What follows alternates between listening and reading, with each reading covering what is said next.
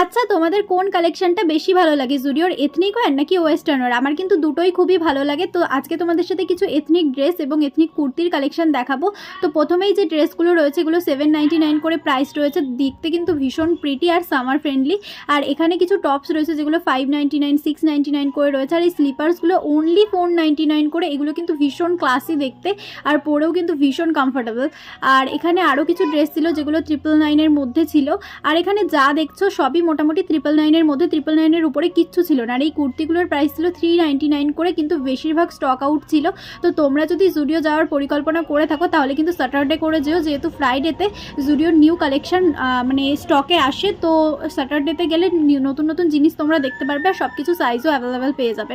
তো এরপরে কিছু আইলাইনার ছিল যেগুলো 79 করে, 99 করে, আর কিছু মাস্কারা ছিল। এগুলো কিন্তু ভীষণ ভালো, আমি দুটো নিয়েছি, তো তোমাদের পরে দেখিয়ে দেবো আমি কী কী নিয়েছি।